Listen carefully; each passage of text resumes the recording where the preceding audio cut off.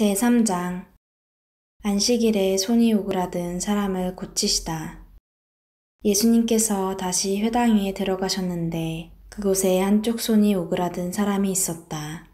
사람들은 예수님을 고발하려고 그분께서 안식일에 그 사람을 고쳐주시는지 지켜보고 있었다.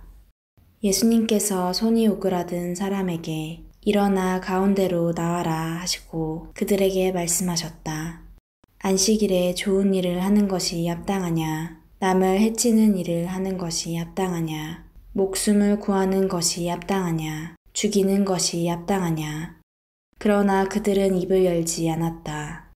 그분께서는 노기를 띠시고 그들을 둘러보셨다.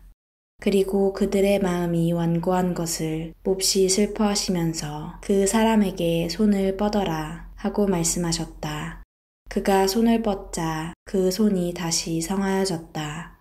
바리사이들은 나가서 곧바로 헤로데 당원들과 더불어 예수님을 어떻게 없앨까 모의를 하였다. 군중이 호숫가로 모여들다. 예수님께서 제자들과 함께 호숫가로 물러가셨다. 그러자 갈릴레아에서 큰 무리가 따라왔다. 또 유다와 예루살렘, 이두메아와 요르단 건너편, 그리고 티로와 시돈 근처에서도 그분께서 하시는 일을 전해 듣고 큰 무리가 그분께 몰려왔다.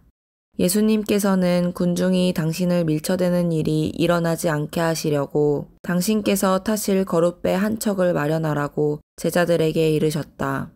그분께서 많은 사람의 병을 고쳐주셨으므로 병고에 시달리는 이들은 누구나 그분에게 손을 대려고 밀려들었기 때문이다. 또 더러운 영들은 그분을 보기만 하면 그 앞에 엎드려 당신은 하느님의 아드님이십니다 하고 소리질렀다.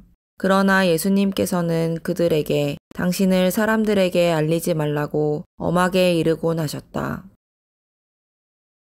12 사도를 뽑으시다. 예수님께서 산에 올라가신 다음 당신께서 원하시는 이들을 가까이 부르시니 그들이 그분께 나아왔다. 그분께서는 12를 세우시고 그들을 사도라 이름하셨다. 그들을 당신과 함께 지내게 하시고 그들을 파견하시어 복음을 선포하게 하시며 마귀들을 쫓아내는 권한을 가지게 하시려는 것이었다. 이렇게 예수님께서 12를 세우셨는데 그들은 베드로라는 이름을 붙여주신 시몬, 천둥의 아들들이라는 뜻으로 보아네르게스라는 이름을 붙여주신 제베데오의 아들 야고보와 그의 동생 요한, 그리고 안드레아, 필립보, 바르톨로메오, 마테오, 토마스, 알페오의 아들 야고보, 타데오, 열혈당원 시몬, 또 예수님을 팔아넘긴 유다 이스카리오디다. 예수님과 베엘제불. 예수님께서 집으로 가셨다.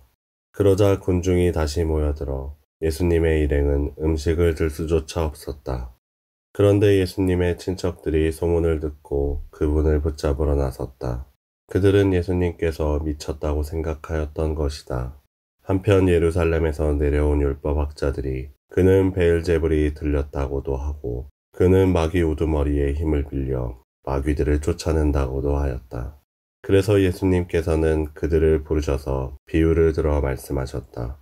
어떻게 사탄이 사탄을 쫓아낼 수 있느냐? 한 나라가 갈라서면 그 나라는 버티어내지 못한다. 한 집안이 갈라서면 그 집안은 버티어내지 못할 것이다.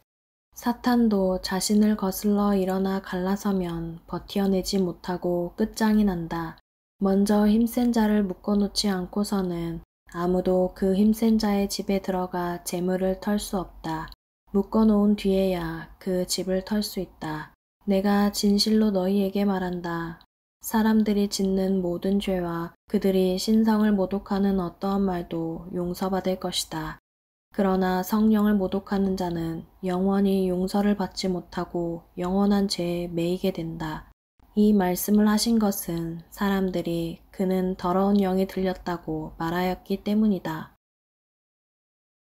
예수님의 참 가족. 그때 예수님의 어머니와 형제들이 왔다. 그들은 밖에 서서 사람을 보내어 예수님을 불렀다. 그분 둘레에는 군중이 앉아 있었는데 사람들이 예수님께 보십시오. 스승님의 어머님과 형제들과 누이들이 밖에서 스승님을 찾고 계십니다. 하고 말하였다. 그러자 예수님께서 그들에게 누가 내 어머니고 내 형제들이냐 하고 반문하셨다. 그리고 당신 주위에 앉은 사람들을 둘러보시며 이르셨다. 이들이 내 어머니고 내 형제들이다.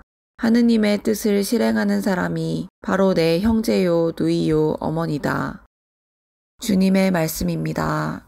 그리스도님 찬미합니다.